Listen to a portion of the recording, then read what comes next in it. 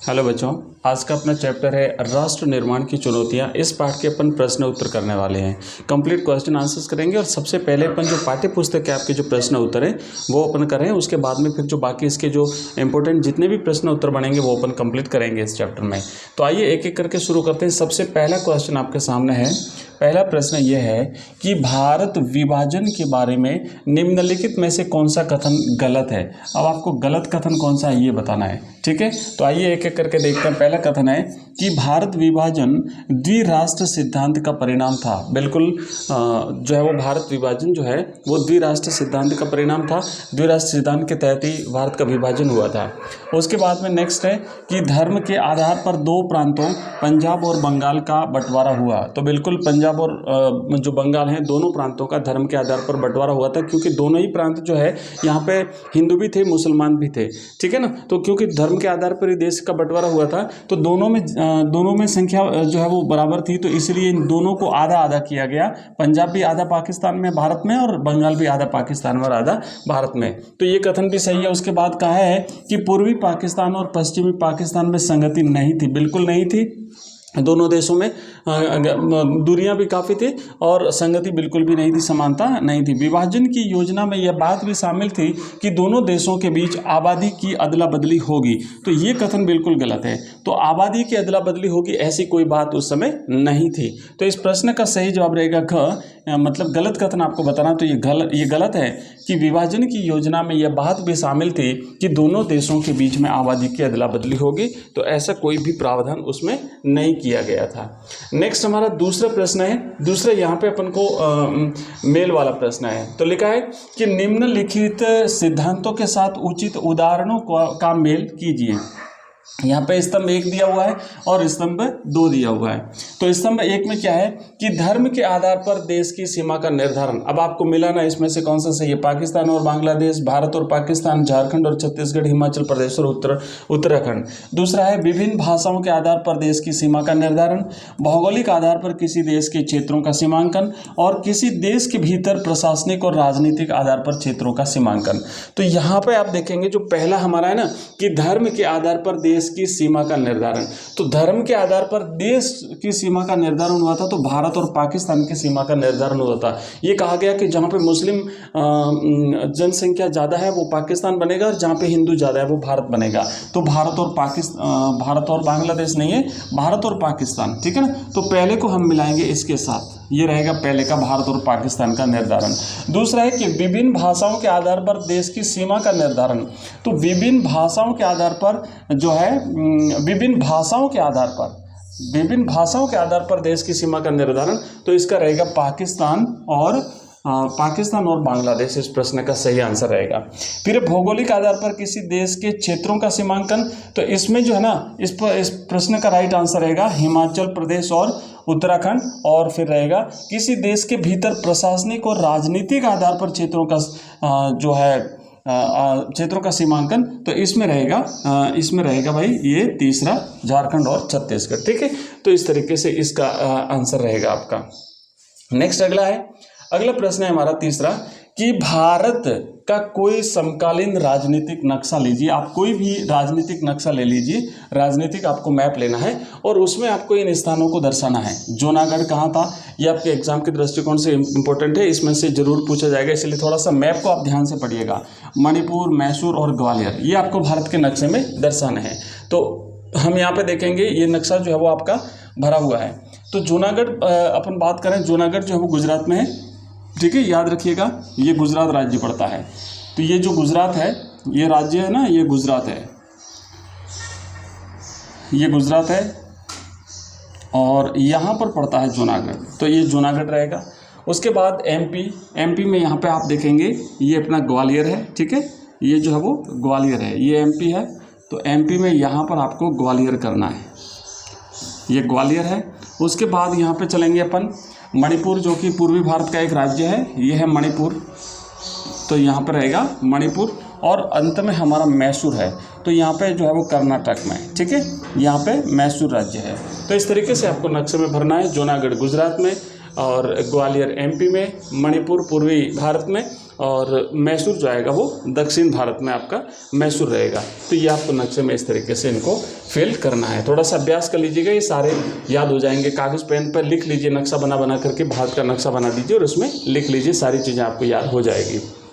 Next हमारा अगला प्रश्न है, नीचे दो तरह की राय दी गई है।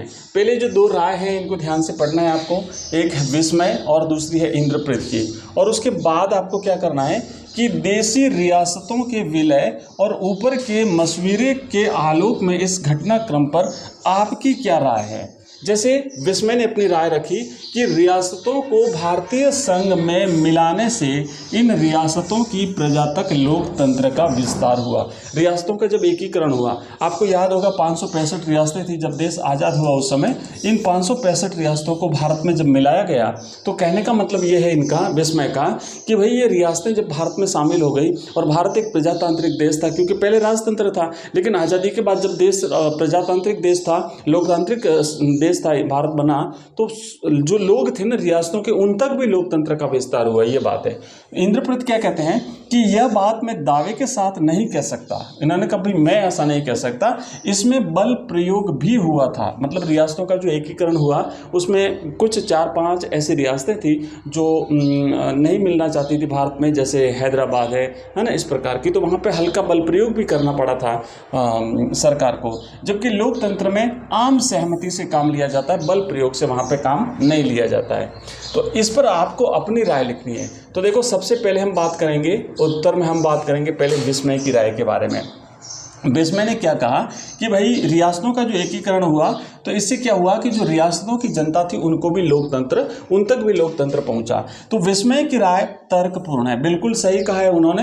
रियासतों को भारतीय संघ में मिलाने से इन रियासतों की प्रजा और प्रशासन में लोकतंत्र की संस्कृति का विकास और विस्तार हुआ। लोकतंत्र वहां तक पहुंचा। बाकी पहले लोकतंत्र नहीं था, पहले तो राजतंत्र था, राजा के अधीन वो प्रजा जो है वो रहती थी। प्रजातंत्र की निर्वाचन प्रक्रिया संपूर्ण भारत में समान रूप से होती है, एक समान सारी प्रोसेस थी। और आज़ादी के समय भारत में 565 जो रियासतें थी उसमें से 4-5 रियासतों के अलावा समस्त रियासतों ने भारतीय संघ में शामिल होने की अनुमति दे दी थी, है ना। खाली ये 4-5 रियासतें रही थी, जूनागढ़, हैदराबाद, इस प्रकार की रियासतें जो थी। अब हम बात करेंगे इंद्रजीत की जो राय थी उस पर हम चर्चा करेंगे। तो यहाँ पे आप देखेंगे कि इंद्रजीत की राय पर विचार करेंगे तो लिखा है कि भाई इंद्रजीत की राय को भी सही माना जा सकता है। उन्होंने कहा ना कि बल प्रयोग किया गया था और प्रजातंत्र में बल प्रयोग नहीं बल्कि एक आम सहमति बननी चाहिए। तो क्योंकि केंद्र सरकार ने कुछ स्तरों पर लोकतंत्र का विस्तार करने के लिए बल प्रयोग किया था, जैसे हैदराबाद और जूनागढ़ की अपन बात करें, इन्होंने क्या हुआ कि भारत संघ में मिलने से मना कर दिया था। उन्होंने कहा हम तो हमारे स्वतंत्र रहेंगे। तो फिर यहाँ पे क्या हुआ कि अगर इस प्रकार ये 4-5 रियासतें अगर स्वतंत्र रह जाती तो देश की अखंडता को एक प्रकार से खतरा था। तो इन रियासतों के भारत में विलय के लिए बल प्रयोग हुआ, क्योंकि इन रियासतों की भौगोलिक स्थिति इस प्रकार थी कि देश के लिए हमेशा एक खतरा पैदा हो जाता। देश में एक समान आधार होना आवश्यक है। एक और यह बात भी सही है कि बल का प्रयोग करना आवश्यक हो गया था, क्योंकि इन रियासतों की भारत में शामिल होने से इनकार कर दिया था और फिर देश की एकता और अखंडता के लिए इनको भारत में शामिल करना जरूरी था। तो हल्का बल प्रयोग भी भाई यहाँ पे हुआ था। नेक्स्ट अपना अगला है 5वां प्रश्न।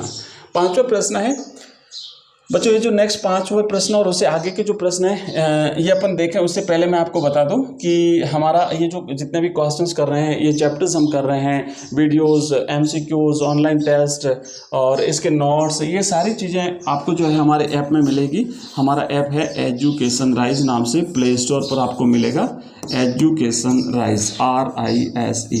इस वीडियो के डिस्क्रिप्शन में लिंक दिया हुआ, उस लिंक पे क्लिक करके आप ऐप डाउनलोड करेंगे। वहाँ पे आपको पॉलिटिकल साइंस का कंप्लीट कोर्स मिलेगा। उसी तरीके से history, geography, English compulsory, Hindi compulsory, Hindi साहित्य सारे आपको मिलेंगे, आपको कोर्स मिलेंगे। और पूरे कोर्स की प्राइस है ओनली 99 रुपये, पूरे 1 साल की वैलिडिटी के साथ, है ना, 1 ईयर की वैलिडिटी के साथ ओनली 99 रुपीज़ में हम आपको पूरे 1 साल के लिए कोर्स अवेलेबल करवा रहे हैं। और इस कोर्स में हम आपको PDF देते हैं। इस कोर्स में हम आपको जो वीडियोज़ हैं वो सारे के सारे आपको वीडियोज़ वहाँ पे मिलेंगे। इसके अलावा वहाँ पे आपको क्वेश्चन आंसर्स मिलेंगे। इसके अलावा वहाँ पे आपको जो है MCQs टाइप के जो क्वेश्चंस होते हैं वो मिलेंगे। यहाँ पे आपको मिलेंगे ऑनलाइन टेस्ट, आपको मिलेंगे ऑनलाइन टेस्ट भी आप दे सकते हैं, जितनी बार चाहे उतनी बार ऑनलाइन टेस्ट दे सकते हैं। वहाँ पे प्रत्येक चैप्टर में आपको ऑनलाइन टेस्ट मिलेंगे और साथ ही साथ हमारी जो लाइव क्लास रहती है तो वो लाइव जो है वो क्लास वहाँ पे आपको ऐप में मिलेगी। तो ये सारी चीज़ें मिलेगी और मात्र 99 रुपये में हम आपको ये पूरा कोर्स ऑनली 99 रुपये में दे रहे हैं। तो अगर आप एक बार ज़रूर विजिट करिएगा, अगर आपको अच्छा लगता है तो ज़रूर परचेज करिए। कंप्लीट कोर्स आपका रहेगा, बोर्ड एग्जाम्स तक हम आपकी तैयारी करवाएंगे। ठीक है बच्चों, तो बाकी के जो क्वेश्चंस हैं इन क्वेश्चंस को हम क्या करेंगे, इन क्वेश्चंस को 5 से लेकर के आगे वाले जो प्रश्न हैं इनको हम नेक्स्ट वीडियो में लेते हैं, क्योंकि वीडियो काफ़ी लंबा हो रहा है। तो मिलते हैं जल्दी ही नेक्स्ट वीडियो में, तब तक के लिए बाय। और आप हमारा एक नंबर नोट कर लीजिए, उस नंबर पर आप हमें मैसेज करेंगे तो आपको जो हमारा टेलीग्राम और व्हाट्सएप ग्रुप है उसके साथ भी आप हम जुड़ जाएंगे। तो नंबर है 9079622989। ठीक है, ये हमारा नंबर है। इस नंबर पर आप हमें व्हाट्सएप मैसेज करेंगे, टेलीग्राम मैसेज करेंगे, आप हमारे साथ व्हाट्सएप ग्रुप में जुड़ जाएंगे। मिलते हैं नेक्स्ट वीडियो में, तब तक के लिए बाय, थैंक यू, धन्यवाद।